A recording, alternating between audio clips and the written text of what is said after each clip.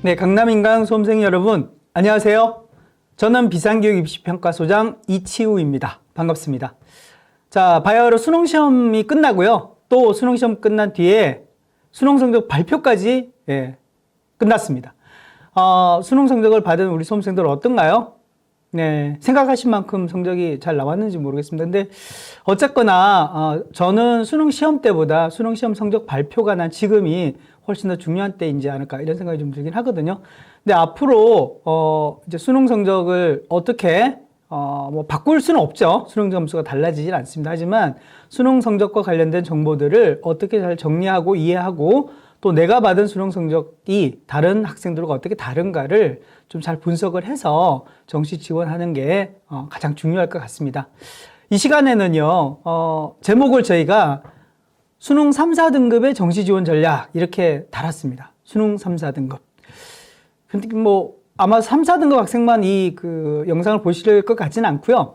뭐 1, 2등급 또 5, 6등급 학생들도 전 이 영상을 보실 수 있다는 생각이 좀 들긴 하는데, 근데 어쨌거나 제가 지금 준비한 자료에서는요, 수능 3, 4등급 학생들이 주로 지원할 수 있는 대학을 기준으로 해서 좀 구분을 했고요. 그 대학에서의 모집 요강, 또 지난해에서 변동된 그런 변경 내용, 또 어떻게 하면 이들 대학을 좀 잘 갈 수 있을지에 대한 구체적인 분석, 그리고 지원 전략 등등을 좀 정리를 해봤습니다. 그래서 오늘 이 시간이 주로 3, 4등급에 해당되는 학생들에게 크게 도움이 되겠지만 2등급이라든지 또 5등급에 있는 학생들도 좀 방송 내용을 잘 보시고 정시 지원 전략에 좀 큰 도움이 됐으면 하는 바람입니다. 자, 우리 학생들에게 알려드릴 오늘 내용은요, 말씀드렸던 대로 정시 전형 요소에 대해서 좀 살펴보고요. 대학별로 변경된 내용들이 있습니다. 근데 이건 전부 다 지금 말씀드리기에는 어렵습니다. 이걸 다 말씀드리면 아마 몇 시간이 걸릴 수도 있습니다. 그래서 변경된 내용 중에서 대학별로 예시사항들만 좀 몇 개 말씀드리고요. 또 앞서 말씀드렸던 대로 3, 4등급의 지원 전략이 1, 2등급이라든지 뭐 또 그 이하의 5, 6등급 크게 다르진 않을 거예요. 하지만 우리가 할 수 있는 지원 전략들을 어떻게 조금 더 구체적으로 생각해 볼 수 있을까 이제 말씀드릴 텐데요.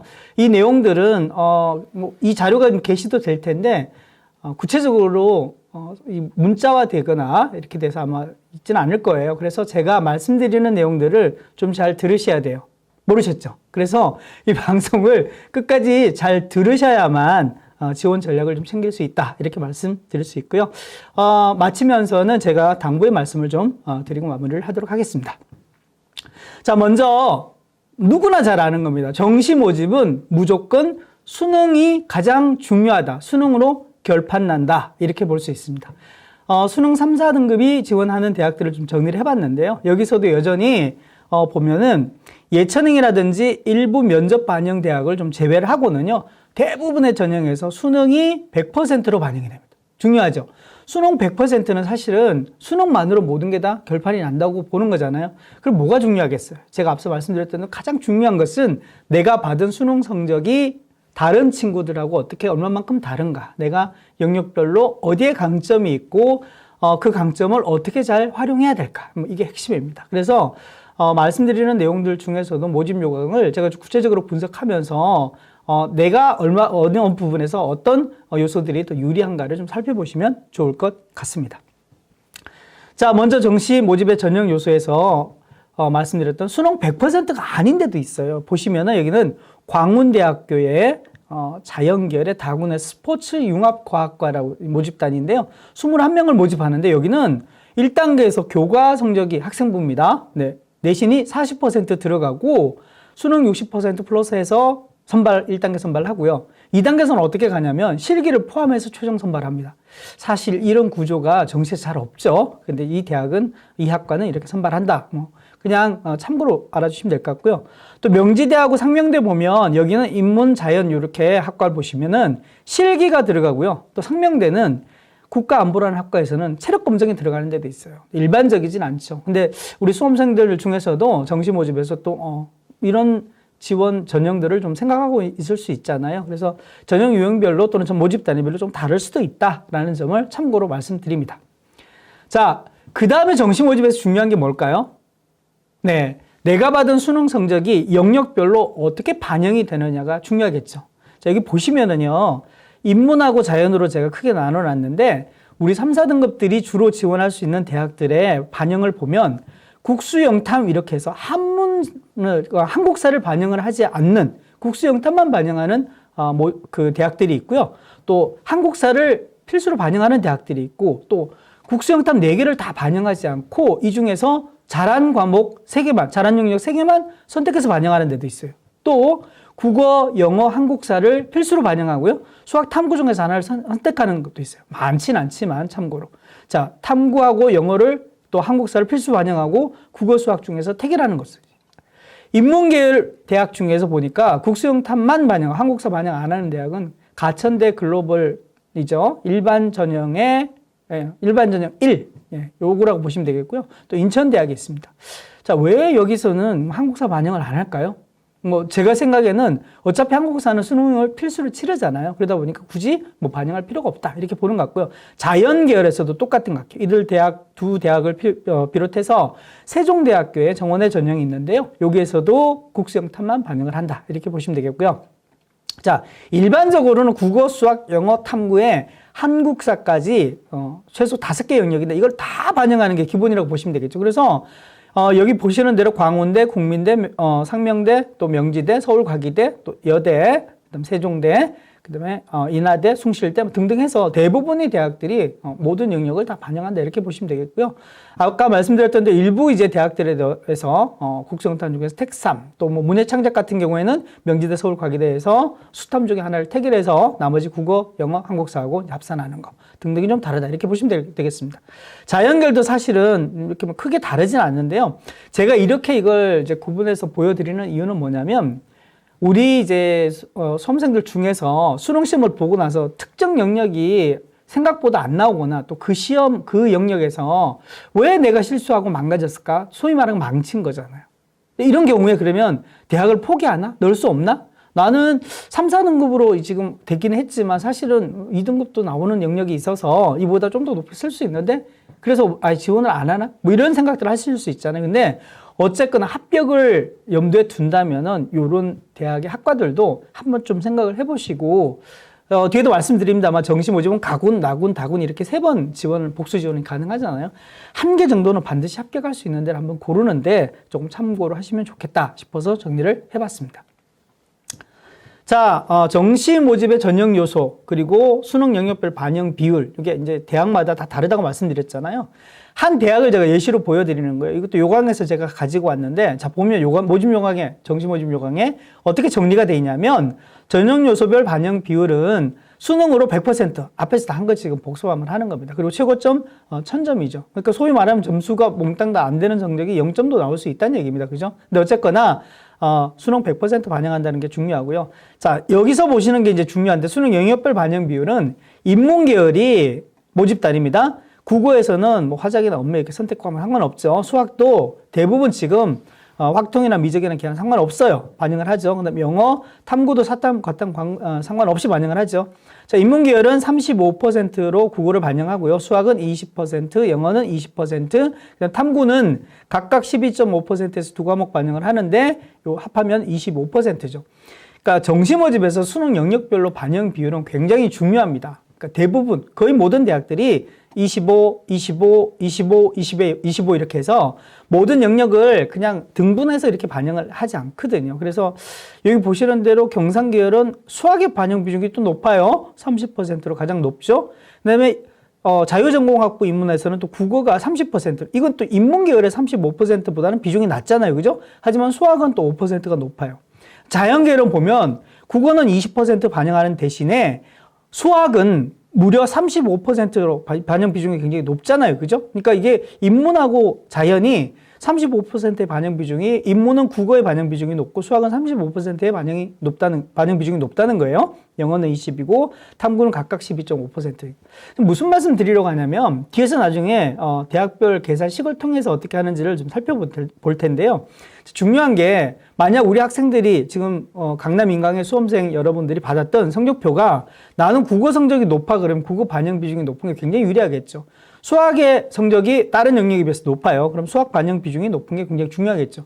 근데 이걸 단적으로 이렇게 보고 난 다음에 아, 나는 수학에서 유리하구나, 국어에서 유리하구나 이 판단하시는 게 가장 첫 번째예요. 왜 그러냐면 나중에 대학별 점수 계산을 해서 수학 반영 비중이 높은데 나는 수학 점수가 또 다른 영역에 비해서 높은데 전체 국수단 봤어도 괜찮은 것 같은데 왜 나는 이게 안 된다고 하는 거지? 라고 물음표를 찍을 수 있잖아요. 이제 그렇게 들어가기 이전에 모집 요강들을 확인하는 차원에서 영역별로 반영 비율을 먼저 인지하는 게 굉장히 중요합니다. 이걸 이제 인지하지 않고 난 다음에 계산식을 통해서는 되는지 안 되는지에 대해서 감 잡기가 굉장히 어렵다. 이렇게 말씀드릴 수 있습니다. 자, 영역별로 반영 비율을 다 계산하고 난 다음에 우리가 또 봐야 될 거 하나는 뭐냐면 수학 및 탐구에 가산점 주는 겁니다. 요거는 이제 주로 앞에서 보시다시피 국어에서 우리가 화작이나 언매 중에 선택 과목에 지정을 필수를 하지 않고 수학도 마찬가지입니다. 확통, 미적, 기하를 정하지 않으니까 대학에서는 반영할 때 주로 자연계를 위주로 해서 야 그러면 수학의 미적이나 기하 보면 우리 가산점 줄게.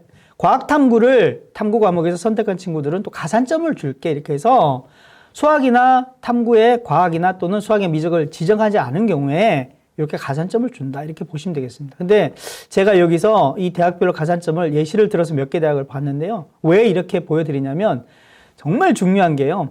서울여대 같은 경우에는 100분이 반영하는 대학의 수학과는 수학 미적이나 기하 보면 20%의 가산점을 주잖아요. 그러니까 수학과에 수학 미적이나 안 보고 지원하는 애들 어디 있겠어요. 그죠? 예, 맞습니다. 더군다나 20%나 주는데 이거는 미적이나 기하 안 보고 확통해서 아무리 높은 점수를 받아도 도저히 넘을 수 없는 넘사벽이라고 보시면 됩니다. 근데 또 다른 하나는 상명대 자연계에는 수학의 미적 기하 보면 10% 가산 주잖아요. 이것도 굉장히 높습니다. 자, 어떻게 말씀드릴 수 있냐면 자, 예를 들어서 내가 100분위가 80을 받았어요. 근데 나는 미적을 봤어요. 그럼 100분위가 88이 돼요. 그죠? 그러면 80이면은 100분위가 보면 2등급이 거의 낮은 등급이에요. 그 3등급이 높은 등급이에요. 그죠? 높은 등급이라면 3등급이 77이니까 3등급보다 조금 이제 높은 보시면 되겠습니다. 그러니까 3등급 보다에서도 77의 마지노선이니까 바로 위 정도 될까요? 88이 이제 3등급의 탑이라고 본다면. 근데 미적을 보게 되면 100분위가 이제 82, 88로 되니까 10% 가산해서 굉장히 높은 점수가 돼버리는 거잖아요. 그러니까 결국엔 이제 확통을 보면은 가산점을 안 받으면 100분이 89하고 비슷해지니까 2등급하고 이제 거의 유사해지는 이런 정도가 돼버리는 거잖아요. 그러니까 결국에는 이게 지금 성적에서는 결국 그 과목별로 나눠서 성적 집계를 하지 않고 표준점수는 다 똑같이 나온다고 봤는데 어쨌거나 내가 확통을 봐서 100분위가 89 나왔다는 것하고 거의 유사해지는 꼴이니까 굉장히 높다라고 보시면 됩니다. 그러니까 선택을 안 하는 게 좋다는 얘기를 제가 예들어서 말씀드리는 거고요. 성신여대는 보니까 이거 바이오 헬스 융합학부가 있는데 이건 과탐에 한 과목 원래 반영하는데 여기 10% 가산을 주더라고요. 굉장히 큽니다. 제가 뒤에서 어떻게 변하는지 말씀드릴 수 있을 것 같고요. 또 대학을 찾아보니까 여기 인하대 같은 경우에는 사회탐구에다가 인문계열 모집단인데 3% 가산을 주더라고요. 자, 이게 3%가 얼마나 될까? 사실 잘 모르죠. 대학별로 환산 계산을 해봐야 되니까. 근데 어쨌거나 내가 받은 점수에서 가산점을 준다는 것은 의미가 큽니다. 그래서 대학별로 반드시 환산 점수 계산을 할 때 내가 사탐을 잘 봤으니까 사탐 성적이 다른 영역이나 또는 다른 친구들에 비해서 높게 받았으니까 또 유리하다는 점을 인지하고 대학별로 환산을 해보면 좋다라는 말씀을 드립니다. 자, 그래서 이제 반영 영역을 좀 이제 보다 보니까 수능 영역별로 반영 비율이 높은 대학이 있어요. 요거는 제가 정리를 좀 구체적으로 해봤는데요. 예를 들면 국어에서 35%를 반영하는, 국어 영역을 35%를 반영하는 대학이 있어요. 가천대 글로벌 캠퍼스 일반 전형 1, 경기대, 상명대, 숭실대, 아주대, 인천대, 인하대. 국어 성적이 우수한 친구들은 굉장히 유리하겠죠. 인문이니까 당연하다고 볼 수 있죠. 자, 국어를 40% 반영하는 데도 있어요. 국민대 미래융합전공. 대박이죠. 자, 수학을 인문계열인데도 수학을 35% 반영하고 수학을 40% 반영하는 대학이 있어요. 주로 어떤 모집단이냐면 수학이 필요한 학과가 뭘까요? 경영계열, 경상계열이겠죠. 이런 학과들은 보면은 수학의 반영 비중이 높아요. 그래서 나는 수학의 반영 비중이 높은 학과를 선택할 거야. 소위 말하면 이과에서도 지금 문과로 자연계열의 학생이었는데 나는 자연계열 공부를 하고 수능도 자연계열의 과목을 선택했는데도 불구하고 지원해 볼 수 있는 학과들이다. 이렇게 말씀드릴 수 있고요. 사실은 우리 3, 4등급 대에서도 영어가 반영 비중이 높은 대학은 사실 별로 잘 없거든요. 근데 30%로 높게 반영하는 대학이 있어요. 성신여대. 참고해서 한번 보시면 좋을 것 같고요. 탐구도 사실은 1, 2등급 학생들이 지원하는 주요 대학뿐만 아니라 우리 지금 뭐 3, 4등급 정도가 지원할 수 있는 대학 수준에서도 탐구가 30%로 높게 반영하는 대학도 많지 않습니다. 근데 어떻든 성신여대, 인천대학 일부 모집단에서는 있다. 이렇게 보시면 될 것 같고요. 자연계열도 이렇게 살펴봤더니 인문계열 대학의 모집단하고 크게 다르지는 않는데 어쨌거나 지금 살펴보면은 여기 보시면은 국어 영역의 반영 비중이 높은 데가 있어요. 자유전공, 그다음 세종대, 인천대 일부 학과들이 있는데 요거는 좀 아이러니하긴 하잖아요. 자연계열 모집단인데 국어 성적의 반영 비중이 높아요. 그죠? 요거 좀 참고로 해서 보시는 게 좀 필요하지 않을까 싶기도 하고요. 그러니까 이제 이런 경우가 있는 거죠. 나는 국어 성적이 높은데 사실은 수학 성적이 더 높아야 되는데 이번 시험에서는 국어가 굉장히 어려웠는데 나는 국어 성적을 잘 받았어 라고 볼 수도 있는 거죠. 그러면 자연계열 모집 단위 중에서도 국어 성적이 높은 데를 반영하는 대학을 좀 찾는 게 유리하다. 국어 성적이 40% 반영하는 국민대 자유전공이 있습니다. 요 A인데 A, B가 뒤에서 제가 말씀드릴 수 있을 것 같아요. 그 다음 수학을 높게 반영하는 건 극히 당연하겠죠. 자연계열 모집단이니까 보시는 대로 대부분의 대학에 수학 반영 비중이 35%로 높은 대학들이 많고요. 수학을 무지 40%로 높게 반영하는 대학도 있습니다. 국민대 자유전공 B, 미래융합전공 B, 아주대 일부, 인하대 일부 모집단에서 그렇습니다. 자, 영어 30%로 높게 반영하는 거 성신여대 AI 융합. 그 다음에 탐구가 굉장히 높아요. 35%로 반영하는 대학도 있어요. 중앙대, 다빈치 캠퍼스라고 보시면 됩니다. 그래서 이게 영역별로 반영 비율이 높은 거 앞에서부터 제가 쭉 말씀드렸는데 내 수능 성적을 분석을 먼저 해보시고 영역별로 나는 이 영역이 높은 대학이 유리하다고 하면 한 번쯤 추려서 그 대학에 접근하시는 것도 괜찮다라는 생각이 좀 듭니다. 자, 영어 등급별로 환산점수 비교라는 표를 제가 하나 해놨는데 사실 이게 표로만 보면 굉장히 어렵잖아요. 그래서 제가 서두에서 말씀드렸던 대로 좀 이렇게 해석이 좀 필요하고 잘 들어보셔야 됩니다. 자, 제가 이렇게 빨갛게 표시하는 숭실대, 그 다음에 서울여대, 덕성여대, 한양대 에리카 캠퍼스인데요. 요거는 보시면 1등급, 2등급, 그 다음에 이제 3등급까지 요 대학에 보면 점수 차이가 조금 그래도 그나마 다른 대학에 비해서는 좀 크게 등급 간의 점수 차이가 난다라고 보시는 게 좋습니다. 특히 숭실대 한번 볼까요?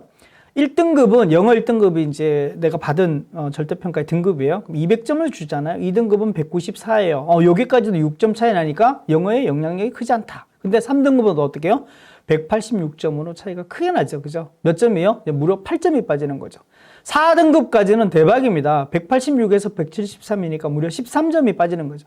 영어가 지금 어려워요. 올해 영어가 굉장히 어렵게 출제돼서 1등급이 지금 3% 정도대 같은데, 자, 이런 상황이면 결국에 우리 이제 숭실대학에 지원하려면은 영어 4등급은 언감생심이고요. 3등급도 사실은, 네.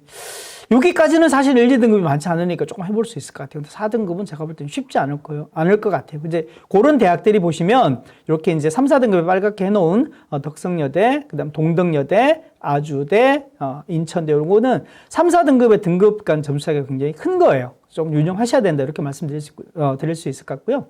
그 다음에, 좀 아까 말씀드렸던 대로 이 빨갛게 있는 대학들은 1등급하고 2등급하고 3등급 이 점수 차이가 다른 대학에 비해서 이제 비교 대학에 비해서 좀 크게 작동을 한다. 이렇게 말씀드릴 수 있고요. 에리카는 표시해 놓은 게 조금 다릅니다. 정반대인데 여기 보세요. 1등급을 100점을 줬어요. 근데 2등급은 0.5 빠지죠. 3등급은 1점 빠지죠. 99예요. 4등급 98, 5등급 96.5예요. 이번에 영어 어렵다고 말씀드렸잖아요. 난 등급이 잘 안 나왔다. 그래도 제가 보기에는 이 대학은 영어가 한 6등급 정도가 되더라도 한양대 에리카 캠퍼스는 지원을 해볼 수 있어요. 왜?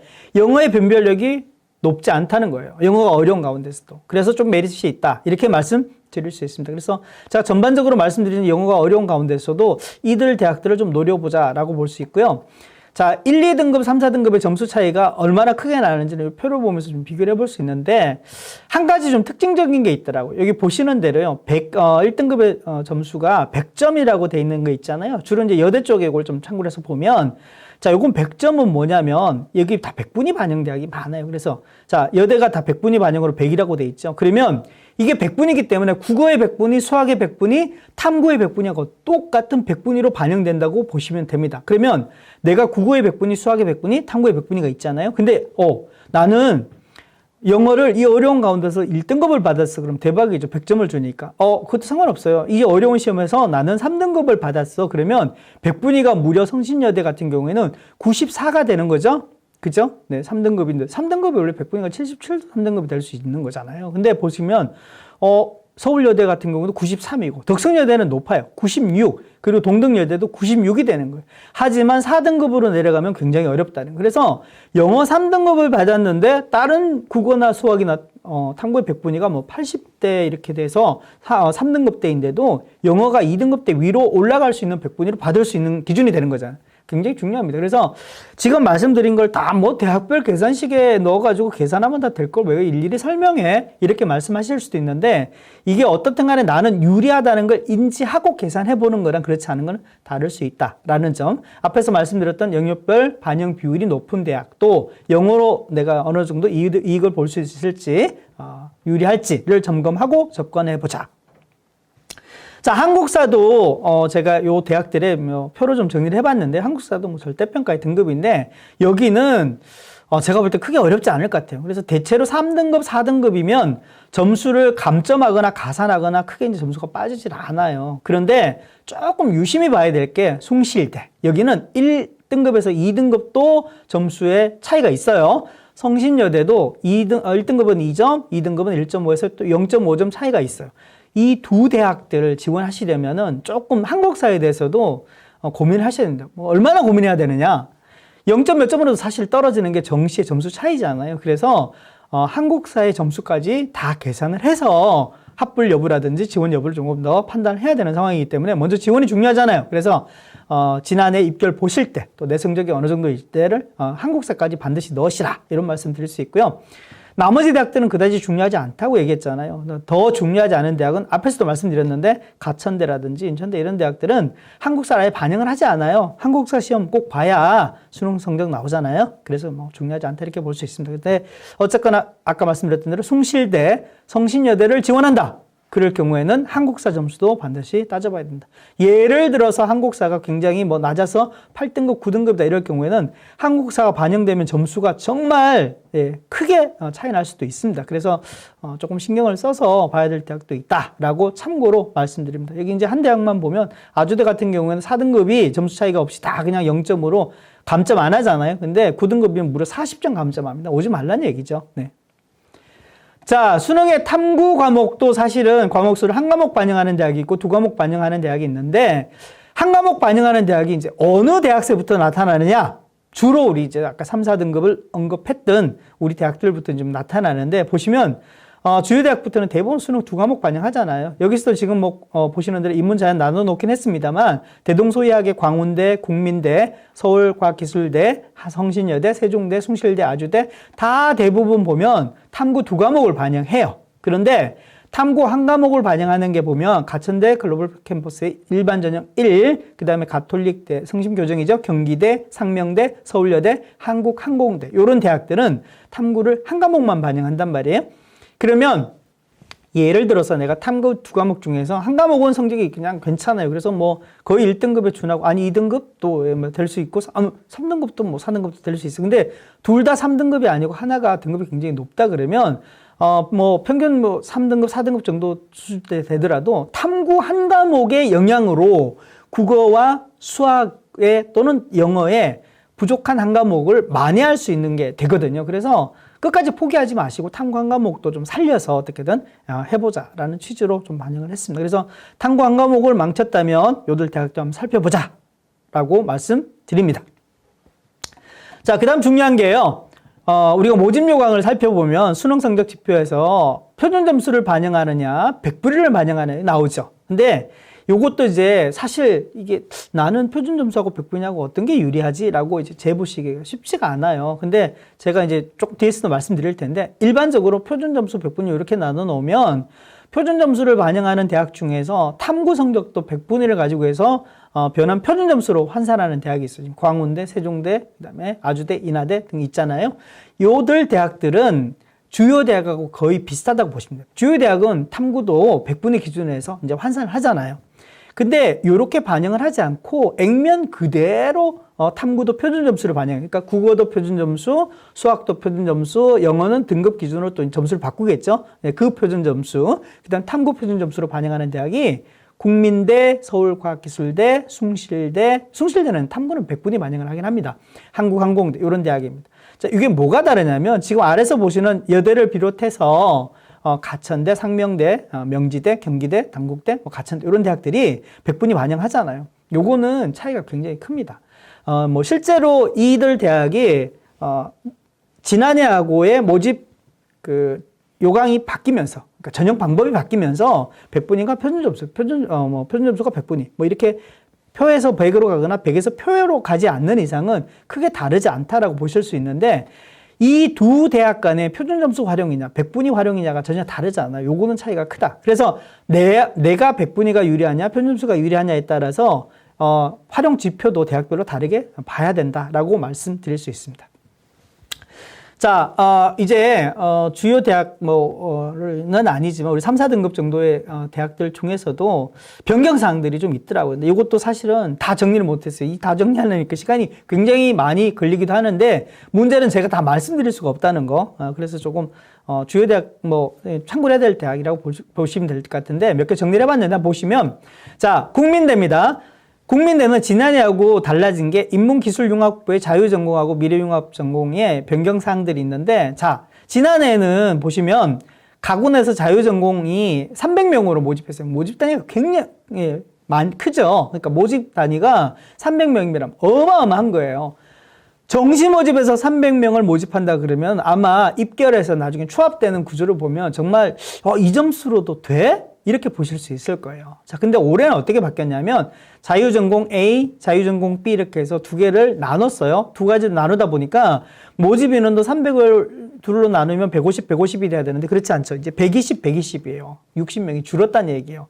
일단 분리해요. 모집 단위가 쪼개지고 모집 인원이 줄어들면은 일단 분리해야 돼요. 경쟁률도 높아지게 되고 입결도 그러니까 여기 이제 어떻게 보면 지난해 입결이 굉장히 낮은 애들이 좀 들어왔다. 이렇게 이제 저희가 행간의 숨은 뜻을 좀 헤아릴 수 있는 거죠. 그래서 일단 60명이 줄어들었으니까 경쟁률도 높아지고 컷도 올라갈 수 있다라고 이제 예측해 볼 수 있는 거죠. 자, 낙원에 보면 미래융합의 인문, 미래융합의 자연, 요거는 그대로 A, B로 바뀐 것 같고, 예체능은 C로 바뀐 것 같아요. 그 모집 인원도 좀 줄긴 했어요. 자, 이제 전반적으로 이런 상황이 오면 어떻든 간에 자유전공 지원은 지난해보다 약간, 입결이 높아질 수 있다는 걸 조금 전제하는 게 맞을 것 같다는 생각이 좀 듭니다. 네, 생각해 볼 수 있는 게. 자, 그리고, 수능 영역별로 반영 비율도 바뀌었죠. 이것도 보시면 좀 중요합니다. 자, 지난해 같은 경우에는 자유전공이 국어, 수학, 영어, 탐구가 전부 다 25로 똑같아요. 이렇게 등 비율이 사실 별로 없는데, 이렇게 반영했는데, 올해는 인문, 자연으로 나눈 것 같아요. A가 주로 이제 인문, B가 이제 자연으로 볼 수 있는데, 인문은 국어의 반영 비중이 굉장히 높죠. 40, 그 다음에 30 이렇고요. 영어는 반영 비중이 굉장히 낮아졌죠. 10% 반영밖에 안 되는 거예요. 탐구도 일부 낮아졌고, 그 다음에 B라고 돼 있는 자유전공 미래융합을 보면 수학의 반영 비중이 40%예요. 어마어마하게 높아졌죠. 그래서 결국에는 국어가 높은 학생, 그 다음에 수학이 높은 학생들은 다른 모집 단위를 찾아라라고 이제 돼 있는 거죠. 요게 주요 대학부터 비롯해서 지금 저희가 보는 요 대학들도 이렇게 반영하는 거 굉장히 많거든요. 그래서 국어 성적이 높은 친구 또는 수학 성적이 높은 친구 둘 다 높은 경우는 뭐 더 높은 대학을 가면 되겠지만, 이런 경우에 선택지를 통해서 내가 높은 영역을 반영해서 높은 점수가 나올 수 있도록 하자, 이런 취지가 있는 거죠. 수험생들 입장에서는 오 땡큐 감사합니다 뭐 이렇게 얘기할 수 있잖아요. 근데 이것도 또 대학 입장에서 보면 요렇게 국어가 높은 애들도 우리 대학에 지원할 수 있고 수학이 높은 애들도 우리 대학에 지원할 수 있잖아요. 그래서 경쟁률 배팅을 좀 높여서 우수한 학생들을 좀 모으겠다. 일단 경쟁률을 좀 높이겠다. 이런 보관도 좀 깔려 있다. 이렇게 보시면 될 것 같고요. 자, 수학이나 또 그 탐구 가탐에 또 가산점 부여하는 것들도 국민대에서는 있어요. 참고로 보시면 될 것 같습니다. 자, 숭실대는요 보시면은 뭐가 바뀌었느냐 보니까 수학의 반영 비중이 인문계열은 낮아졌고요. 탐구의 반영 비중이 높아졌어요. 그 다음에 경상계열은 보니까 수학의 반영 비중이 35로 높았는데 이것도 조금 낮췄어요. 그 다음에 탐구의 반영 비중이 높였죠. 그래서 이들 대학 같은 경우는 인문이나 경상에서 탐구의 비중이 좀 높아졌다라고 보시면 되겠습니다. 근데 이게 가산점이냐 아니냐는 전부 다 합하면 합이 100이 되니까 가산점은 아닌 것 같은데 표시는 이제 가산점 뭐 이런 정도로 얘기를 하긴 했습니다. 근데 참고로 보시면 될 것 같습니다. 상명대는 찾아봤더니요, 여기는 지난해에 비해서 달라진 게 보니까 명칭 변경이라고 그래서 휴먼 지능 정보공학이 휴먼 AI 공학으로 바뀌었더라고요. 이런 경우는 입결 보실 때 지난해 휴먼 지능 정보공 입결이 올해 휴먼 AI 공 모집 단위로 바뀌었다라고 해서 참고로 보시면 될 것 같고요. 나머지는 크게 많이 달라지진 않은 것 같아요. 근데 하지만 모집 단위가 바뀐 경우는 좀 참고로 보셔야 되겠고, 아까 앞에서 봤던 이 국민대하고의 반대죠. 여기는 보면 상명대는 자유전공의 인문, 사회, 경영 요게 두 개가 나눠져 있었는데 합해져서 자유전공 인문계열이라고 해서 142명으로 선발하잖아요. 자연계열인 것 같은데 자유전공의 IT라 이공 요 두 개를 합해가지고 이공계열로 99명을 모집하잖아요. 이건 대박입니다. 정반대죠. 자, 모집 단위가 나누어지고 모집 인원이 줄어들면 경쟁률이 높아지고 합격선이 올라갈 수 있잖아요. 그죠? 근데 모집 인원이 늘어났어요. 모집 단위가 합해지면서. 그러면 경쟁률도 내려가고 합격선도 낮아지는 경우가 생길 가능성이 있습니다. 그래서 물론 다른 군의 지원을 어떻게 하느냐에 따라 달라질 수는 있겠지만 조금 기대해 볼 수 있다. 좀 다른 측면이다라고 봐야 되겠죠. 예, 별 표시 하나. 자, 서울 가기대는 어떻게 달라졌냐? 이건 크게 달라지는 건 없는 것 같은데 어쨌거나 이게 모집 요강에 이렇게 정리 안 해놓으면 뭐가 달라지는지를 알기 쉽지 않으시잖아요. 그래서 입시 설명회, 대학 입시 설명회나 또는 전체 입시 설명회 하는 데서 조금 참고를 해서 보시는 게 필요합니다. 자, 학과가 하나 신설됐는데 보면 바이오 메디컬입니다. 그죠? 그 다음에 모집 단위 명칭 변경, 모집 단위 분리된 게 있습니다. 분리되면 불리합니다. 예, 그죠? 유리하지 않죠. 그 바이오 메디컬 학과는 7명을 모집한다. 그래서 뭐 첨단 생명, 공학, 디지털 기술의 융합을 통한 미래 의료 인력을 양성한다. 돼 있죠. 자, 이렇게 참고로 보시면 되는데 제가 여기 왜 또 이 대학을 보시라고 좀 정리를 했냐면 대부분의 지금 우리 이제 그 주요 대학이라고 일컫는 15개 대학 정도 되는 대학들은 정시 모집이 비중이 40%로 선발하도록 되어 있습니다. 그죠? 근데 여기 이제 저희가 언급하는 3, 4등급이 지원하는 대학 보면 정시 모집 비중이 여기는 최대로 낮춘 것 같아요. 작년에 32% 선발했는데 지금 30%로 낮췄잖아요. 그러니까 거의 30% 수준인 거예요. 다른 얘기로 하면 뒤에서도 나옵니다만 정시 모집의 선발 인원이 주요 대학만큼 많지가 않다는 얘기예요. 다른 말씀드리면 오히려 3, 4등급은 어떻게 보면 뭐 1등급, 2등급, 3등급, 4등급 이렇게 나누을 때 3, 4등급의 비율, 이제 상대평가에서 퍼센테이지가 많고 학생 수가 많잖아요. 근데 지원할 때는 오히려 이제 인서울 정도나 또는 수도권에 보면 더 없다는 거예요. 주요 대학이 오히려 더 많으니까. 이런 차원에서 보면 어떻게 주요 대학 지원도 해야 돼요. 그죠? 위로도 치고 올라가야 된다. 이렇게 볼 수 있는 거죠. 뒤에서 다시 한번 말씀드릴게요. 자, 동덕여대 예시를 드러났는데 여기는 모집 인원이 그 전형 요소별 반영 비율이 좀 달라졌어요. 작년에는 보시면 우수한 영역 순으로 국어, 수학 둘 중에서 하나는 35, 하나는 25 이렇게 했는데 지금 아예 지정해버렸네요. 국어는 30, 수학은 20, 그 다음에 영어는 높아졌습니다. 30% 이렇게 반영을 하겠다라고 돼 있고요. 자연계열 모집 학과 같은데 여기는 국어 대신에 수학의 30%로 비중을 높이겠다. 그 다음에 영어도 인문에 비해서는 좀 낮춰서 25%로 반영을 하겠다. 국어도 25%로 반영하겠다. 이렇게 돼 있네요. 참고로 보시면 될 것 같습니다. 나머지 좀 생략하겠습니다. 자, 항공대도 좀 정리를 해봤는데 여기는 지난해에 비해서 올해가 뭐가 달라졌냐면 그 수능 영역별로 모집 단위별로 반영 비율도 달라졌는데 제일 큰 거는요. 맨 아래 보시면 탐구가 2과목 반영해서 1과목으로 바뀌었다는 겁니다. 이건 제가 볼 때는 이제 굉장히 좀 크다 이렇게 볼 수 있고요. 이 대학도 다른 대학에 비해서 좀 이제 유행이라고 말씀드렸잖아요. 여기 이제 항공경영대학 또는 자유전공학부 또 이런 쪽에 보시면 이학이나 사회적성 모집 단위에서 수학이 높은 학생, 수학이 우수한 학생들이 올 수 있는 반영 비율로 계산하는 거 하나, 국어가 우수한 학생이 지원해서 반영 비율로 계산하는 거 하나, 둘 중에서 높은 걸 반영해 주겠다 이런 거죠. 그러니까 지원만 하면은요, 이 대학이 알아서 둘 중에 높은 걸로 해서 환산 점수 뽑아주겠다 뭐 이런 겁니다. 결국 이제 중요한 게 이들 대학 중에서도 내가 하나는 높아야 되겠죠. 예를 들면 나는 수학이 좀 괜찮아, 아니면 국어가 좀 괜찮아, 이 대학이 환산으로 하니까 좀 괜찮아 라는 게 이미 인지가 돼야만이 대학별로 환산하는 게 의미가 있다 이렇게 말씀드릴 수 있을 것 같습니다. 자, 이제 대학별로 지원 모집의 요강의 변경사항 등도 알아봤는데, 이제 대학별로 지원을 하기 위해서는 우리가 조금 각 대학별도 중요하긴 한데 일반적인 내용들을 좀 알아야 되잖아요. 그래서 3, 4등급의 지원 팁이라고 이제 정리를 좀 한번 해봤습니다. 한번 볼까요? 자, 먼저 아까 제가 말씀드렸던 대로요. 자, 지금 정시 모집에 스카이라고 지원해봤습니다. 정시 이제 모집 요강 나온 걸로 계산해봤는데, 인문, 자연, 가군, 나군, 다군 해서 각 군별로 몇 명 정도 모집하고 전체 인문, 자연의 가나다 모집 인원을 합산하면 얼마 정도일까지 계산해봤어요. 자, 보시면 스카이, 서연고죠. 여기 가군, 나군, 인자 이것밖에 없어요. 근데 어쨌거나 서울대에 비해서 연고대가 이제 가군에 있으니까 모집 인원이 거의 이제 2배 이상 굉장히 많은 거죠. 인문에서는. 자연에서는 2배 정도 되고요. 다음 서성한, 중경외시, 건동공속 마찬가지입니다. 15개 대학 전부 다 해보니까 가군이 인문은 많고 나군은 2,800명 정도 되고 다군은 800명으로 굉장히 적네요. 자연도 보니까 가군은 3,500명 정도 되고 나군은 4,100명. 이거는 인문하고는 딴판이네, 그죠? 인문은 15개 대학에 가군 인원이 많았는데 나군 인원이 많네요. 다군에서도 인원이 좀 늘어났습니다. 인문보다는 1,400명 정도로 늘어났고, 가군, 나군, 다군을 다 합하니까 15개 대학이 16,420명입니다. 자, 그런데 짠! 우리가 지원하려고 하는 대학 있죠. 제가 앞서 정리했던 대학들의 리스트 명단인데 한번 보시고요. 자, 이 대학은 보면 인문에 가군은 2,100명 정도 되고 나군은 2,000명 정도 되고 다군은 그래도 가나다 이거는 분할 지원은 좀 되겠어요. 복수 지원이 되네요. 그래도 1,600명 정도 되죠. 자연결로 가면 가군은 2,400명, 나군은 2,500명 정도 되고 다군도 무려 2,500명. 이거는 자연결은 가나다가 확실하게 가군, 나군, 다군으로 복수 지원이 완벽하게 가능하네요. 여기까지는 와 괜찮아 보여요. 근데 짠!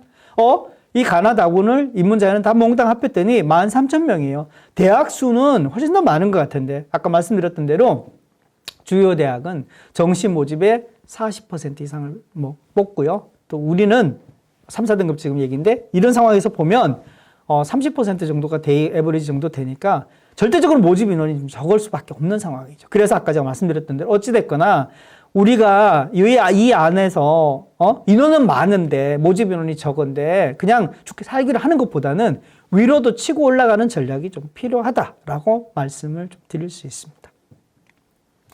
자, 아까 표준점수 100분위 했잖아요. 보시면, 자, 표준점수를 반영하는 대학들을 보면 주로 주요 대학들입니다. 그죠? 인서울 주요 대학들, 그 다음에 표준점수만 쓰는 대학, 서울대, 홍대 따로 있는데, 어쨌거나 광운대, 세종대까지 포함해서, 표준점수, 또 탐구의 변환 표준점수를 쓰는 대학이 있고, 국민대, 서울과기대, 요거는 순수하게 표준점수만 쓰고, 숭실대는 국어하고 수학은 표준점수, 그 다음에 탐구는 100분위, 이렇게 쓴다는 거고요. 자, 근데 이제 중요한 게 아까 말씀드렸던 대로 어찌됐거나 표준점수를 쓰는 대학들이 직어국도 있고 교대도 있고 이런 대학들이 있는데 100분위 한번 보시겠어요? 우리가 언급했던 대학들의 100분위 활용 대학들이 굉장히 많습니다. 그죠? 그래서 지금 중요한 게 상위권은 표준점수, 중위권은 100분위 이게 중요한데 표준점수하고 100분위가 아까 제가 말씀드렸던 대로 이 기준 자체가 점수 기준 자체가 굉장히 다르단 말이에요. 어떻게 다르냐? 보여드릴게요. 자. 요거는요, 올해 이제 발표된 수능 성적을 기준으로 해서 제가 국어, 수학, 주로 이제 사탐 과탐에서 응시자가 많은 생윤, 사문, 생원, 지원 이렇게 해서 등급의 컷별로 최고점까지 포함을 해서 표준점수하고 100분위 점수를 이제 비교를 해 놓은 거예요. 테이블로 한번 보시면 되는데, 다 볼 필요도 없는데, 자, 한번 살펴볼게요. 자, 우리가 일단 1등급, 2등급, 3등급까지 왔다 보면, 위에도 한번 봐줍시다. 위에 보면 자 표준 점수 이제 꼭대기에서 보면 와 국어 대박입니다. 국어 이제 아마 엄마 같은데 100점 맞았으면 표준 점수가 147이에요. 자 1등급 컷은 133이에요. 두 개 비교하면 17점 차이 나잖아요. 100분위 하면 100에서 96이니까 4점밖에 차이 안 납니다. 왜? 표준 점수를 할 수밖에 없어요. 안 그러면 동점자가 굉장히 많아지죠. 자 그런데 3, 4등급 구간 한번 가볼까요? 표준 점수 117이 3등급의 컷이었어요. 자, 4등급은 107이에요. 몇 점 차이 나요? 10점. 예. 근데 100분위 한번 볼까요? 100분위는 3등급 컷이 77인데 4등급은 61이에요. 여기는 몇 점 차이 나요? 16점 차이 납니다. 어떻게 해요? 10점 구간이 표준 점수가 16점으로 나니까 동점자도 많이 있을 수 있지만 구간이 더 나누어진다고 보셔야 되는 거잖아요. 근데 어쨌거나 77 받은 거하고 60을 받은 거하고는 크게 차이 나는 거예요. 표준 점수 117하고 107하고는 다르다는 의미입니다. 자, 이런 게 수학도 마찬가지에 3, 4등급 16, 생륜, 사문, 단독 한 과목으로 18점, 16점, 17점, 15점 차이 납니다. 그래서 아까 제가 탐구 한 과목을 반영하는 대학이 있다고 그랬잖아요. 이 대학들도 100분의 1을 쓰면 가능한 게, 충분히 가능한 게 16이나 17, 15, 18 이렇게 되면 한 과목도 100분의 1 차이가 충분히 나거든요. 그죠? 아이들, 학생들, 우리 수험생들한테 부담은 좀 줄여주면서 변별력을 충분히 낼 수 있다는 거죠. 하지만 그럼에도 불구하고 여전히 상위쪽으로 올라가 볼까요? 상위쪽으로 올라가서 보면 보세요. 여기는 수학은 139에서 128이니까 표준 점수는 11점 차이 나잖아요. 100분의 4점밖에 차이 안 나요. 자, 1, 2등급 구간 수학 한번 볼까요? 표준 점수는 128, 124에 4점 차이 나죠. 100분위는 몇 점 차이 납니까? 네, 100분위는 8점 차이 나죠. 100분위가 더 크게 차이 납니다. 그러니까 1등급 밑으로 내려오면은 100분위 구간이 굉장히 크게 차이 날 수밖에 없는 구조이다라고 보셔야 됩니다. 그래서 100분위를 반영하는 대학에 내가 100분위 성적이 더 우수한지 아닌지는 어떻게 아느냐, 그거는 지금 요게 이제 두 개가 연결돼 있으니까 알 수 있잖아요. 근데 어쨌거나 내가 100분위를 다 합해보는 점수, 이제 예를 들어서 뒤에도 잠깐 계산합니다만 126, 124, 그 다음에 표준 점수에 64, 뭐 이렇게 계산해서 한 3개 정도를 해봤다 그러면 126, 124, 64 계산한 건 요 구간에 2등급 구간의 큰 라인의 표준 점수잖아요. 근데 내 점수를 한번 합해보세요. 어느 정도 되는지. 내 100분위를 합하는 거죠. 그 다음에 100분위 반영 89, 88, 90을 하면 요게 2등급 컷 라인이잖아요. 대략 이제 100분위 89니까 39, 27이니까 뭐 3 빼면은 267 정도 되겠죠. 그죠? 근데 나는 100분위가 273이에요. 그러면 얘들보다 내 100분위가 더 높다는 거거든요. 나는 3등급 수준이 아니라 2등급을 노려야 되겠네? 이럴 수도 있다는 겁니다. 그죠?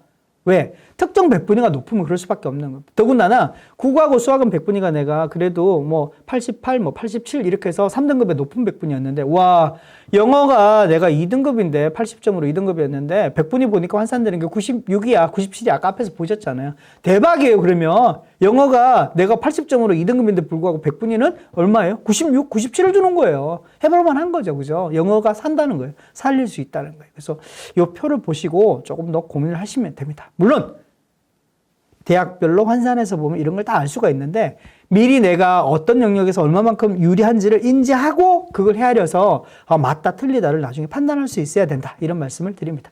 자, 그래서 보시면 우리가 한 대학에 예시를 했는데 보면 자, 짠, 어떤 학생의 국어, 수학, 영어에 탐구까지 해서 이번에 받은 성적표, 이번 성적표는 아닐 거예요. 요 강의 9월 달에 나왔으니까. 근데 어떻든 예시로 보여주는 성적표에서 국어, 수학, 탐구 점수를 다 합했더니 내 점수가 330이에요. 134, 131, 65 한 과목만 반영하니까 330이고 영어는 2등급이에요. 내 성적인데 그러면 우리가 일반적으로 하는 보는 뭐 배치표상의 점수일 수도 있고 아니면 DB로 된 뭐 점수일 수도 있고 요 점수대에 내 점수를 환산을 하면 내 점수는 이 대학에 맞춰가지고 환산하면 대학별 환산 점수가 나옵니다. 그래서 총점은 588.5 뭐 이렇게 나오는 거죠. 일일이 계산 안 할게요. 근데 어떻든 내 점수하고 반영 비율이 있죠. 20, 국어는 20, 수학은 35, 영어는 20%, 탐구 한 과목 25% 반영하면 계산하면 나오잖아요. 그죠? 이게 나오는 거 어떻든 간에 영역별 합산에다가 뭐 이렇게 있어요. 곱하고 나누고 하는 거. 하니까 588.5가 나왔어요. 그러면, 나는 이 점수로 계산을 해서 지금 이렇게 보니까 그렇지,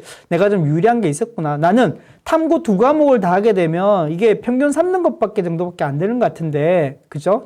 지구과학이 75니까 100분위가 자, 이 정도밖에 안 되는 것 같은데 어쨌거나 내가 지금 계산을 해보니까 화학 한 과목만 가지고 오니까 나는 성적이 괜찮네, 이렇게 볼 수 있잖아요. 그죠? 그래서 어찌됐거나 내가 특정 영역의 성적이 높은 거를 활용해서 갈 때, 이 점수가 억셉트 할 만하다. 그렇죠? 이렇게 볼 수 있는 거죠. 하지만 내 점수를 계산했는데 지원자들의 점수는 모르잖아요. 그죠? 그리고 내 점수에 맞는 또 다른 아이들의 점수를 잘 모르니까. 총점은 똑같은데 영역별 점수는 모르잖아요.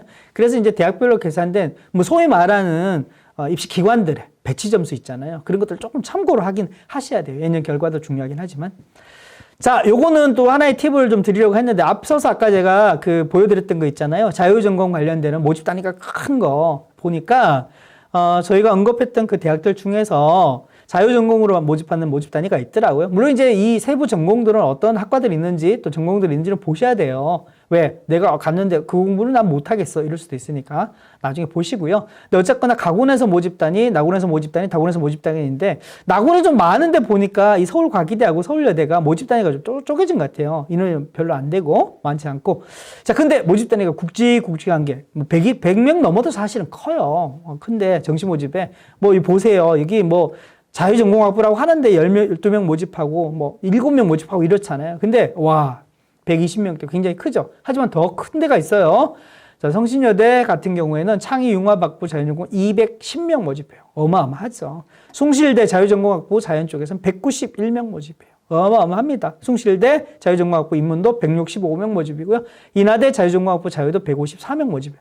제가 왜 이 말씀 드리냐면, 자, 내가 3, 4등급에 있어요. 그러면 모집 단위가 크고 나름대로 내 점수가 되는 데는 가군, 나군, 다군 중에 한 곳 정도는 어떻게 해요? 붙어야죠. 수능 성적을 받았는데 안 붙을 때를 왜 넣어요? 네, 지원을 합니다. 그죠? 가군이든 나군이든 다군 지원을 해놓고 나머지 한 곳이나 두 곳은 어떻게 해야 돼요? 낮춰서 지원하실 거예요? 아니죠. 위로 찔러봐야죠. 3, 4등급의 전략도 저는 어떻든 성적의 조합이나 반영 비율을 통해서 최대한 맥시멈으로 원점, 표준 점수 100분위로 차이 나는 거 따지지 말고 대학별로 환산했을 때, 와, 이거는 한 10점 정도다. 아니면 뭐 15점 정도가 된다. 하지만 경쟁률이 높지 않다. 올해 변수 있다. 그러면 어떻게 해요? 지원해 봐야죠. 도전. 노려봐야 되는 거잖아요. 그거 하나도 저는 중요하다고 생각을 합니다. 그래서 이런 모집단이 한번 고려해보면 어떨까? 꼭 붙을 때 조금 안정적인 곳은 이런 정도를 한번 또 찾아보자라고 해서 팁으로 말씀을 드렸습니다. 자, 이제 일반적으로 우리가 얘기하는 배치표 하면 입시 이제 설명하면 많이 나눠주잖아요. 근데 이거는 아까 우리가 앞에서 얘기했던 영역별 반영 비율이라든지 가산점 뭐 이런 거 다 고려되지 않고요. 그냥 수능 성적만 가지고 계산을 해서 이렇게 쭉 보면 대학 간에 이 어깨가 좀 맞는구나, 또는 이 대학 안에서는 이 학과들이 이런 순서로 좀 정리가 되는구나라고 알 수 있잖아요. 그죠? 그러니까 참고를 해서 보시면 좀 도움이 된다라고 말씀드릴 수 있고요. 또 이제 100분위로 이제 점수를 계산 이렇게 줄로 연결해 보는 거, 또 이제 표준 점수로 연결해 보는 거, 뭐 이런 것들은 좀 정리를 해볼 수 있습니다. 근데 대학별로 환산하지 않은 거기 때문에 아까 제가 말씀드렸던 대로 대학을 추려내는 정도로만 좀 활용하는 게 좋다라고 말씀드릴 수 있고요. 자, 이제는 좀 더 구체적으로 좀 팁을 말씀드리자면 지원과 관련되는 얘기인데, 그럼 지원을 하기 위해서 우리가 뭐 어떻게 해야 되느냐? 가장 중요한 것은 앞에 배치표를 가지고도 마찬가지고 뭐 DB로 된 것 중에서도 국어, 수학, 탐구에 영어 등급까지 해서 대학을 좀 추려내야 되겠죠. 그죠? 대학을 추려내면서는 활용 지표 아까 100분이냐, 표준 점수냐, 수능 영역별로 국어, 수학, 탐구, 영어 어떻게 반영 비율 되느냐, 가산점은 주느냐 안 주느냐, 뭐 영어 등급 반영하는데 환산 점수로 하게 되면 등급 구분 점수가 나한테 유리하냐 불리하냐 뭐 이런 것들도 정정 따져봐야 되고요. 입결도 많이 봐야 되겠죠. 그래서 추합이 되느냐 안 되느냐, 특히 위로 노릴 때 있지 않습니까? 위로. 그러니까 2등급대가 지원하는 데다 이러면 이게 추가 합격이 발생을 한 곳이라야 의미가 있어요.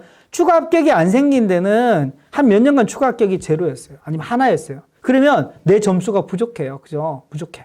정말 부족한데 그러면 그 모집 단위에 넣으면 붙을까요? 언감생심입니다. 그러니까 모집 단위에서 추합이 발생했던 학과라야 또 발생할 여지가 있다라고 보시는 게 맞습니다. 제가 대학 어디가 뒤에서 홈페이지가 있는데 어떻든 합격선도 대학 어디 가도 보시고요. 대학별로 나온 입결도 보시고 또 학교 상담 하실 거잖아요. 그죠? 학교 상담 하시면서 우리 학교에서는 이 정도 성적이 작년에 갔어 라는 것도 좀 보는 게 중요하고, 뭐 모집단 앞에서 봤는데요. 군 변경은 제가 말씀드리지 않았습니다만 모집 요강이 지난해하고 이제 달라진 점도 좀 챙겨서 봐야 된다. 그래서 좀 이걸 미리 좀 챙겨 놓는 게 이제 수능 성적 발표되고 우리가 성적표 받고 아직 지원하려면 시간이 많이 남아 있잖아요. 그 기간 내에 우리가 이제 해야 될 거다 이렇게 말씀드릴 수 있습니다. 자, 그 다음에 정시 가나다 선택할 때 이거 생각하셔야 돼요. 3, 4등급 학생들은 굉장히 이제 위험한 게 뭐야, 평소보다 성적이 안 나왔는데 무조건 재수야. 그냥 나는 다 이제 지르고 말래? 이런 것도 있잖아요. 근데 이런 경우도 있지만 아니야. 한 곳 정도는 붙어야 돼. 아까 제가 이제 자유전공 모집단이 큰데 말씀드렸잖아요.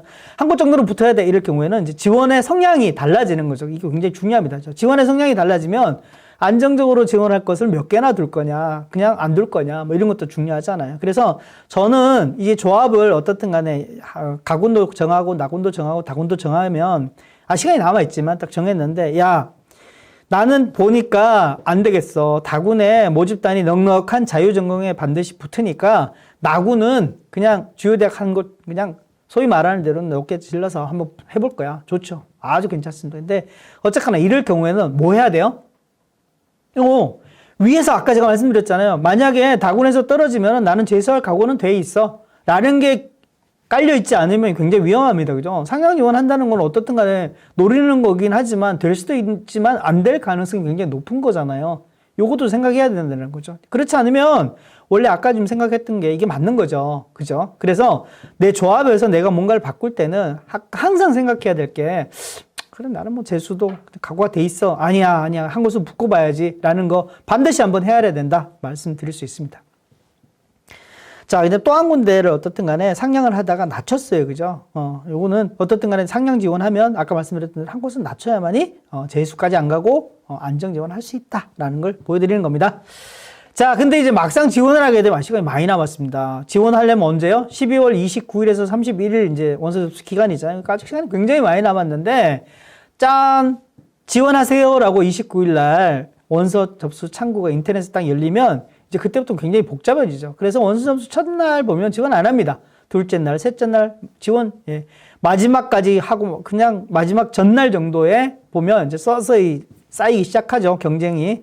지원자 수가 모이기 시작해서 마지막까지 눈치 지원 극심하게 많이 봅니다. 그래서 중요한 게요. 아까 제가 앞에서 보여드렸잖아요. 이게 중요한 게 앞에서 딱 보면 요런 게 딱 준비되어 있는데 갑자기 바꿔요. 그죠? 갑자기 바꾸면서 중요한 게 뭐냐면 자, 가서 보면 앞에서 어떻게 내가 이렇게 넣겠다라고 가군 어디, 나군 어디, 다군 어디 이런 거 했는가 한 번에 쫙 바꾸면 안 됩니다. 그죠? 그래서 접수 시점에서 안 쌓인다고 하고 가면서 바뀌어지고 이렇게 하는 걸 보통해서 야, 이게 보니까 나름대로 꼼수가 있네. 작전 좀 짜자 이러는데 그럴 경우에도 반드시 내가 처음에 상담받으면서 어떻게 지원하기로 했는지를 좀 염두에 두셔야 된다는 말씀을 거듭 당부를 드리는데 굉장히 중요합니다. 왜냐하면 나중에 마지막 날 보면 마지막 경쟁률 나오잖아요. 뭐 3시 마지막 경쟁률, 4시 마지막 경쟁률, 30날, 31일 나오는데 그 뒤로는 눈 감고 지원하는 걸 똑같거든요. 어디가 어떻게 지원자가 많아서 경쟁률이 튈지는 아무도 모르는 거예요. 그래서 아까 얘기했잖아요. 올해 대학 간다? 아니, 나 재수 한다? 라는 게 반드시 기저에 깔려 있어야만이 지원 결과에 대해서 이제 받아들일 수 있다. 이렇게 말씀드릴 수 있습니다. 자, 이제 마무리를 좀 해보려고 하는데요. 제가 앞에서도 몇 번 말씀드렸는데, 자, 정시 모집에 뭐 요강 얘기도 했고, 또 변경사항 얘기도 또 했고, 또 여러 가지 이제 뭐 영어 등급도 얘기를 했고, 수능 영역별 반영 비율 얘기도 했고, 가산점 뭐 등등 얘기했잖아요. 근데 제일 중요한 거는 어떻든 간에 대학별 계산식 프로그램 통해가지고, 물론 수계산도 할 수 있어요, 충분히. 뭐 엑셀 같은 거 띄워놓고 난 다음에 놓고 난 다음에 점수 곱하고 나누면 다 할 수 있죠. 근데 내 점수는 계산할 수 있는데 배치 점수를 모르잖아요. 그게 어떻게 환산돼서 모 대학의 모 학과가 대학별 환산 점수를 몇 점? 이런 게 나와야 된단 말이에요. 그러기 위해서는 어떻든 내기 점수는 계산할 수 있는데 기관들의 입시 대학별 환산 점수, 배치 점수도 꼭 봐야 된다. 근데 여기서 중요한 게 뭐냐? 앞에서도 얘기했죠. 내 거부터 먼저 봐야 돼. 수능 영역별 반영 비율, 영어 등급 점수, 가산점을 통해서 내가 얼마만큼 유리하냐, 불리하냐를 반드시 따져보고, 미리 먼저 인지하고 난 다음에 환산 점수에 나오는 점수를 판단해 봐야 된다라고 말씀드릴 수 있습니다. 세 가지 수능 영역별 반영 비율, 영어 등급 점수, 가산점을 반드시 수능의 중요한 계산 요소로서 봐야 된다. 자, 그 다음에 기관별로 입시를 배치 점수가 나온 거라든지 내 점수하고 비교를 해보면 여기는 이제 점수 차이가 뭐 1000점 있고 만점이 있는데요. 600점 만점이다 이렇게 보면 대략 진단 기준이 이렇게 나오는 거 보면 매우 불안, 적정, 안정 뭐 이런 것도 있고 도전 뭐 이런 것도 있습니다.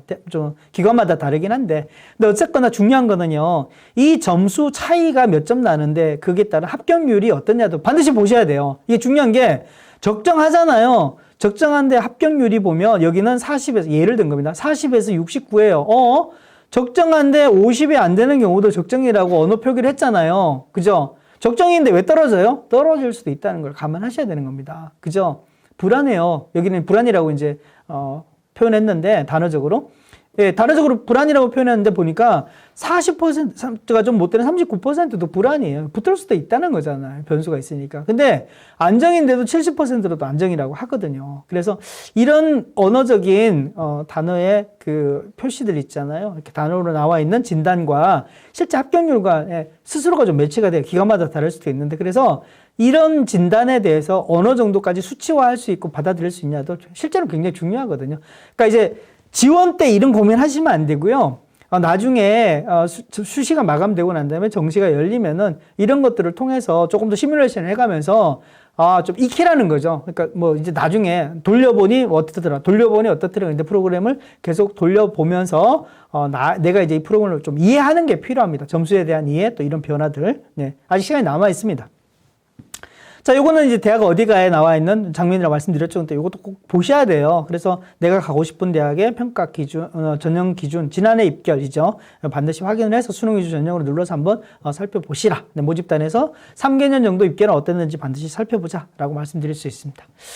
자, 당부의 말씀 몇 가지 드리려고 하는데요. 아까 얘기했죠. 금년도에 내 정시의 목표는 기대치는 뭐냐? 그죠? 대학이냐, 학과냐, 붙을 거냐, 떨어질 거냐? 그 다음에 내가 목표 대학을 반드시 붙을 곳은 어느 곳을 뒀느냐. 근데 나는 나군이 괜찮은 것 같아. 나군에는 꼭 넣어야 돼. 근데 그 나군이 적정이에요? 안정이에요? 그죠? 그게 따라 전혀 달라지는 거죠. 거기가 안정이면 나머지 군들은 도전이라든지, 그러니까 2등급이 지원한 데 찔러도 되는데, 거기가 이미 도전인데, 어떻게 나머지 군에서 또 도전을 하겠어요. 그죠? 중요하다 말씀드릴 수 있고요. 자, 이제 노려보려면 눈치 지원으로 적절한 거 아닌가를 봐야 되겠죠. 아까 제가 말씀드린 그 단점이 하나 뭐예요? 추합이 이루어지고, 그죠? 추하가 합격이 계속 몇 년간 있었어야 올해도 추합이 될 수 있어요. 없는 데는 사실은 올해는 추합이 생겼네. 이런 경우는 잘 안 나온다고 말씀드렸죠. 네. 자, 가나다군 전략적인 군조 앞서서 한번 말씀드렸습니다. 그죠? 세 개 모두 붙어버리면 정말 의미 없는 겁니다. 세 개 모두 떨어져도 의미 없는 거죠. 어쨌거나 보세요. 한 개 붙고 나머지 하나는 추가, 나머지 하나는 불합격해서 이게 이동을 해야 되는 거죠. 그죠? 나중에 보니까 가군에 최초 합격하고 나군은 추가 합격, 그다음에 다군은 또 불합격인데 이게 갈아타서 점점 올라오는 게 굉장히 의미 있는 거죠. 세 개 모두 불합격이었다가 처음에 나중에 추합된다 이런 거는 사실은 기적에 가까운 건데 지원을 굉장히 잘한 거죠. 정말 고민을 많이 하고 지금부터 입시 정보, 수능 공부, 그다음 정시 지원 전략에 대한 공부를 굉장히 많이 했다고 볼 수 있는 거죠. 그러니까 이런 추합으로 붙어야만이 정시 지원은 정말 의미가 있다. 수시 때도 사실은 추합의 의미가 있는데요. 정시는 추합의 의미가 수시보다 좀 더 크다라고 볼 수 있습니다. 그리고 지원 횟수가 가군, 나군, 다군으로 적잖아요. 그만큼 많이 이제 지원율이 높아질 수밖에 없는 상황이니까. 자, 마지막으로 마무리해 보겠습니다. 자, 수시하고 정시에 꼭 붙으셔야죠. 2026학년도 대입에 성공하셔가지고 이륙 학번을 달아야 되겠죠. 자, 수시 모집에 합격을 하고 기다리는 친구들은 등록하면 됩니다. 상관없죠. 수시 등록 기간이 있으니까. 그 다음에 수시 모집에 예비 번호를 받았는데 수능을 망쳤어요. 수시로 가야 되겠죠. 예비 번호 앞에 있는 애들이 몽땅 빠져주기를 기도해야 됩니다. 그죠? 자, 정시 수능에 대박이에요. 근데 수시 예비 번호 받았어요. 이거는 앞에 아이들이 빠지지 않기를 기도해야 되는 거죠. 두 가지가 전혀 다릅니다. 그죠? 빠지기를 기도하거나 빠지지 않기를 기도하는 거예요. 자, 수시에 다 안 됐어요. 근데 수능 뭐 괜찮게 나온 것 같아요. 그죠? 반드시 정시로 가야 되겠죠. 요거는 지원 전략, 가군, 나군, 다군을 어떻게 세우는 게 굉장히 중요합니다. 특히 우리 3, 4등급에서는 붙을 때를 반드시, 왜? 내가 평소에 뭐 시험 본 만큼, 성적만큼 나왔거든요. 그러니까 가군, 나군, 다군 중에 안정적으로 붙을 때를 반드시 이제 하나를 해야 되는 거고, 그 다음에 뭐 2개 중에 한 곳 정도는 어떻든 간에 좀 2등급이 보는데도 2등급 대학들도 한번 찔러보자. 좋죠. 도전해 봐야지. 자, 근데 이제 더 중요하고 제가 말씀드리고 싶은 건 뭐냐면 수시가 완전히 불합격대가 하나도 안 될 것 같아요. 수능은 왜 이렇게 어려운 거야? 1교시 국어가 어렵더니 수학도 안 되고 그렇게 잘했던 영어도 왜 이렇게 어려웠어? 안 됐어요. 그죠? 정말 눈물 날 정도로 안 됐어요. 그럼에도 불구하고 우리 강남 인강을 듣고 있는 수험생 여러분들 중에서 점수가 안 나왔다 그러잖아요. 그러면 정시를 이번에도 반드시 도전을 해보셔야 돼요. 왜 도전하냐면 정시에 지원을 해봐야 돼요. 내 성적이 턱도 없어요. 그렇더라도 목표라는 대학이 있으면 가군, 나군, 다군에 도전을 해보고 넣어봐야 됩니다. 수능 공부는 매일 할 수 있고 매 시간 할 수 있고 매달 할 수 있잖아요. 그죠? 그리고 시험도 매일 볼 수 있고 매달 볼 수 있어요. 근데 실제 수능을 보고 지원을 해보는 거는 1년에 한 번밖에 없어요. 그것도 3번 기회밖에 안 와요, 정시 모집은. 해봐야죠. 그래서 지원을 통한 내 실력들, 내가 어떻게 받아들인지, 아, 이렇구나, 이렇게 되는구나를 반드시 공부를 해야 돼요, 이 기간 안에. 그래서 원서 넣고 기다려보는 것도 필요합니다. 그런데, 나 터무니없이 높게, 그러지 마시고요. 내가 정말 점수가 안 나왔다 그러면 조금 높게 해서 넣고, 더 많이 높게 해서 넣고, 또 더 많이 높게 해서 넣으면서, 이게 붙는구나, 떨어지는구나, 또 예비 원화가 어느 정도 나오는가를 체감해 보시는 게 굉장히 중요하다. 이런 말씀을 드릴 수 있을 것 같습니다. 자, 제가 좀 길게 설명을 드린 것 같기도 합니다만, 어쨌거나 우리 3, 4등급 받은 학생들 포기하시지 마시고, 주눅 드실 필요 없습니다. 그 정도 성적 받아서 내가 평소 실력대로 나왔으면 지원하고 붙어야 될 거 반드시 넣으시고, 또 2등급 노려봐야죠. 그죠? 그들 대학들도 노려보시고 꼭 합격을 한다는 보장은 없지만 그래도 도전한다는 의미는 있는 것 같긴 합니다. 모두에 말씀드렸던 대로 수능 성적 발표되고 나서 이제 아직 시간이 좀 남아 있습니다. 그래서 수시의 결과도 중요하긴 합니다만 정시 지원까지 남아있는 시간 동안 수능 정보에 관련되는 또 정시 지원 전략에 관련되는 설명회도 많이 다니시고 또 상담도 받으시고 해서 실력들을 좀 쌓으시면 내가 받은 수능 성적을 최대한 발휘하거나 또는 내가 받은 수능 성적에 비해서 대학 참 잘 갔네 이런 말씀을 들으실 수 있을 겁니다. 예, 강남 인강에서 1년 동안 공부하신다고 굉장히 수고 많으셨고요. 앞으로 공부하시는 또 이제 2학년, 1학년 학생들도 겨울방학 동안에 더 힘내서 열심히 하셔가지고 강남 인강에서 수능 성적으로 대박 나시길 바랍니다. 고3 여러분들은 반드시 합격하세요. 화이팅!